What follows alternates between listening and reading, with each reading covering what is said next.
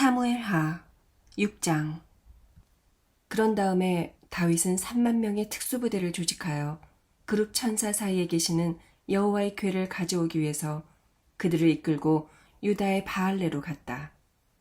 그들은 그 궤를 새 수레에 얹어 산간지대에 있는 아비나답의 집에서 가져나왔는데 아비나답의 아들인 우사와 아효가 그 수레를 몰았다.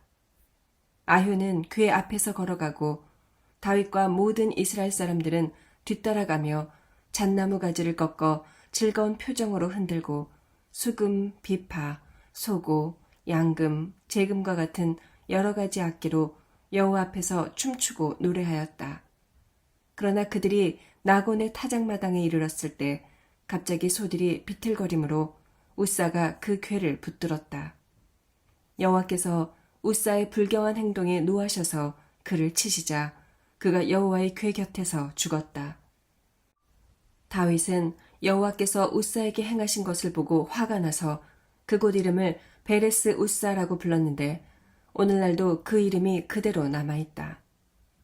다윗은 그날 여호와를 두려워하여 내가 어떻게 여호와의 궤를 내 집으로 가져갈 수 있겠느냐 하고 그 궤를 자기가 사는 다윗성으로 가져가는 것을 꺼려서 대신 가드 사람 오벳 에돔의 집으로 가져갔다.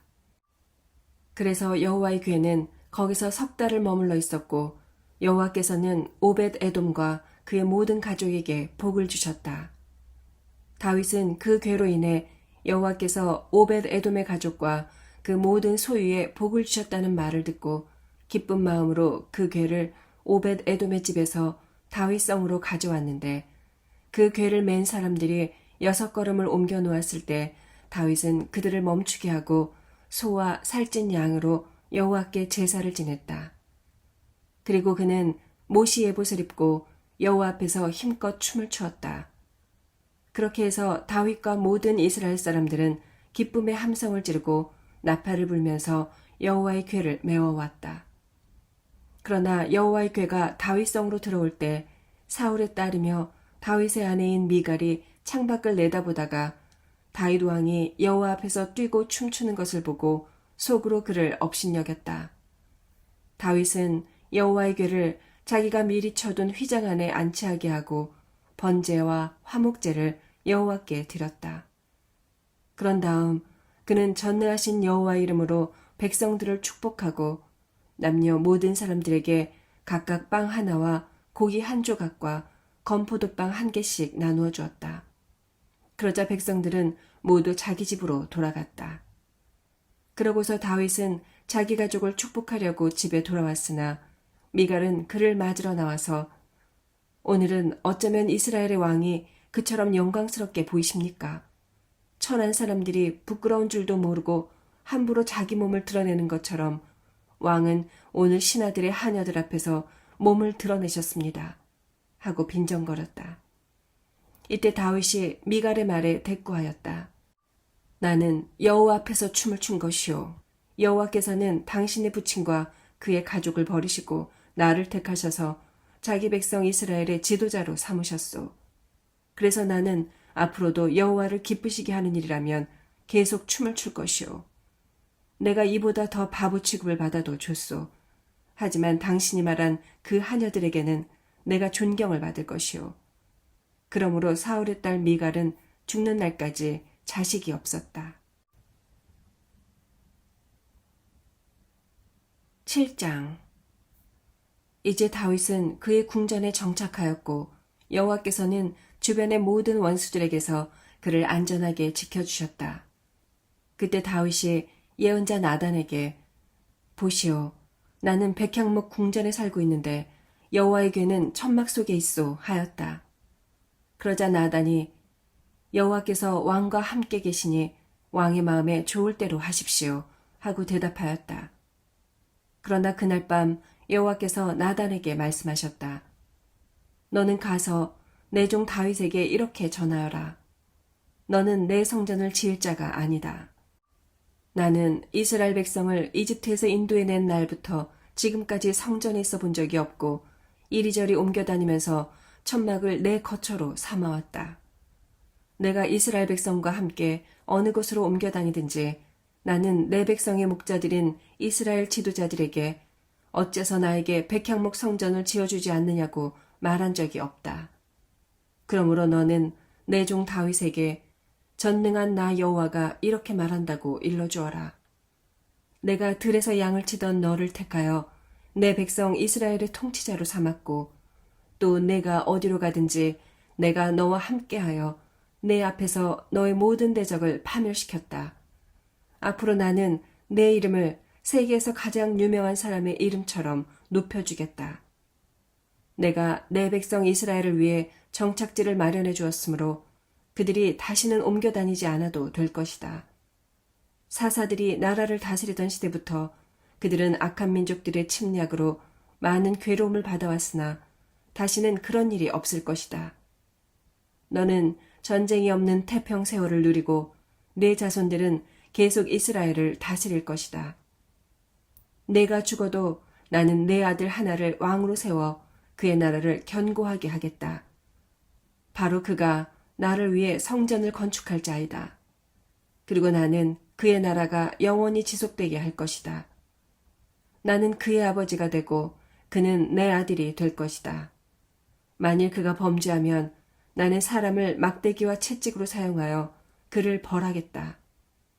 그러나 내가 내 앞에서 제거한 사울에게서 내 자비를 거둔 것처럼 그에게서는 내 자비를 거두지 않을 것이다. 그리고 내 집안과 내 왕조는 끊어지지 않고 영원히 지속될 것이다. 그래서 나단은 다윗에게 가서 여호와의 모든 말씀을 그대로 전해주었다. 그러자 다윗은 성막에 들어가서 여호와 앞에 앉아 이렇게 기도하였다. 주 여호와여, 나는 누구며 내 가족은 무엇인데 나에게 이런 축복을 베풀어 주셨습니까? 여호와께서 나를 위해 이미 행하신 일도 과분한데 이제 내 집안의 장래일까지 말씀해 주셨으니 그런 관대하심을 어찌 인간의 표준과 비교할 수 있겠습니까? 여호와께서는 이 종이 어떤 사람인가를 다 알고 계시는데 내가 주께 무슨 말을 할 수 있겠습니까? 주께서는 주의 말씀과 뜻에 따라서 이 큰 일을 행하시고 이것을 주의 종에게 알리셨습니다. 주 여호와여, 주는 정말 위대하십니다. 우리는 지금까지 주와 같은 신이 있다는 말을 들어보지 못했고 주 외에 참 신이 있다는 말도 들어보지 못했습니다. 이 지구상에서 주의 백성 이스라엘과 같은 축복을 받은 나라가 어디 있습니까? 주께서는 주의 이름을 영광스럽게 하시고자 주의 택한 백성을 구하시고 이집트와 그 신들을 파멸시키려고 큰 기적을 행하셨습니다. 주께서 이스라엘을 택하여 영원히 주의 백성으로 삼으셨으니 여호와께서 저의 하나님이 되셨습니다.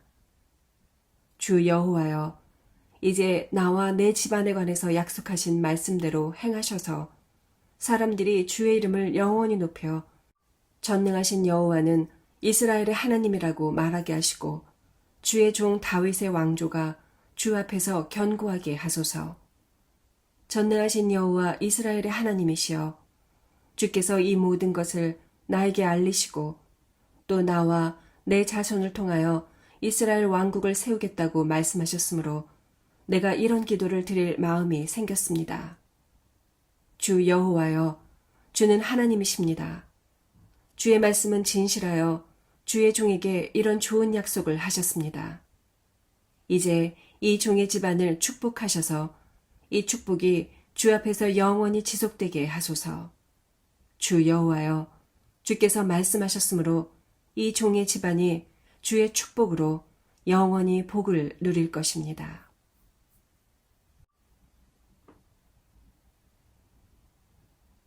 8장. 그 후에 다윗은 블레셋 사람을 다시 침략하여 그들의 제일 큰 성인 가드를 점령하고 그들에게 항복을 받았다.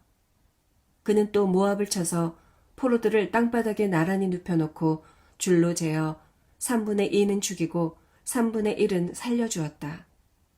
그리고 살아남은 모압 사람들은 다윗의 종이 되어 그에게 조공을 바쳤다. 그런 다음 다윗은 르홉의 아들인 소바왕 하닷 에셀을 공격했는데 이것은 하닷 에셀이 유프라테스강 상류 일대를 다시 장악하려고 했기 때문이었다.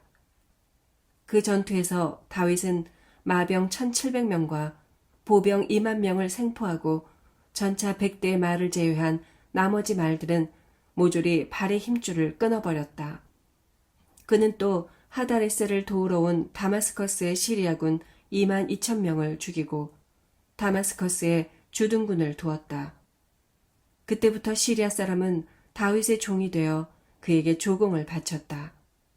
이와 같이 여호와께서는 다윗이 가는 곳마다 그에게 승리를 주셨다.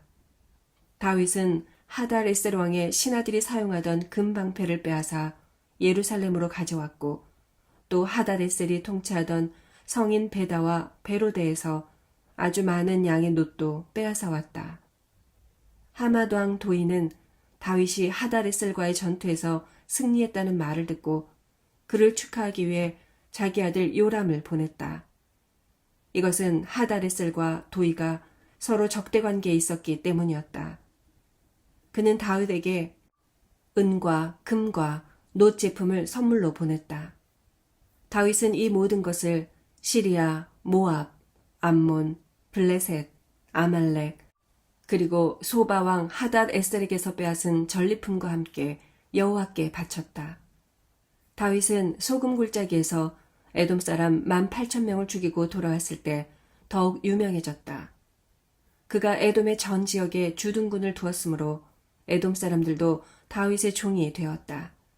이와 같이 여호와께서는 다윗이 가는 곳마다 그에게 승리를 주셨다. 다윗은 이스라엘 전역을 다스리며 모든 백성을 위해 언제나 공정하고 옳은 일을 하였다.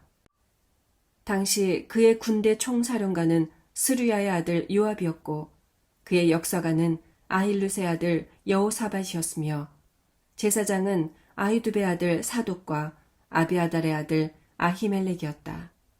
그리고 궁중 서기관은 스라야였으며 그의 경호대장은 여호야다의 아들 브나야였고 궁중 자문관은 그의 아들들이었다.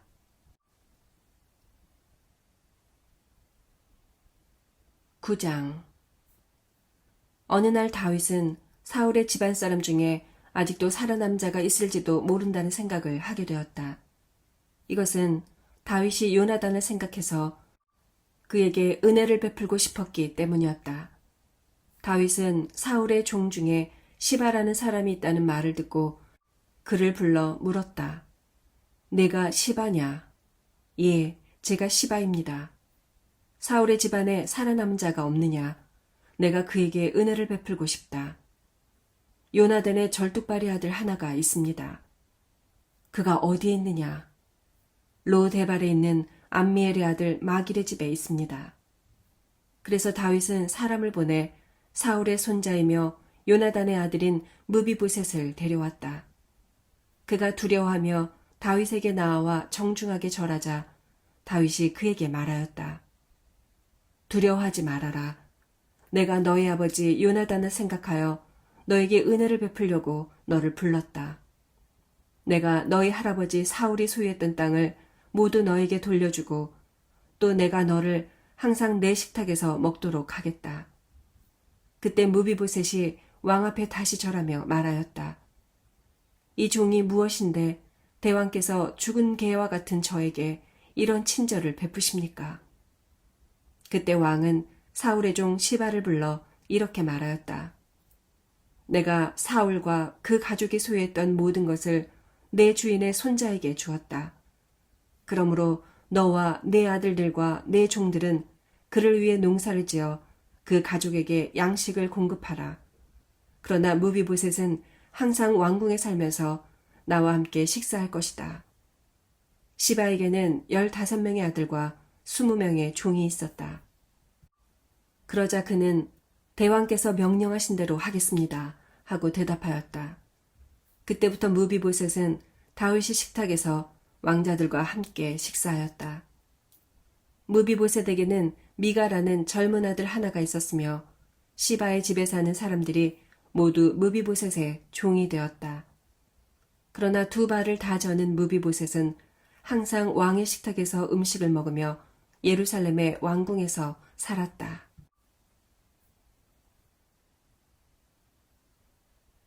10장.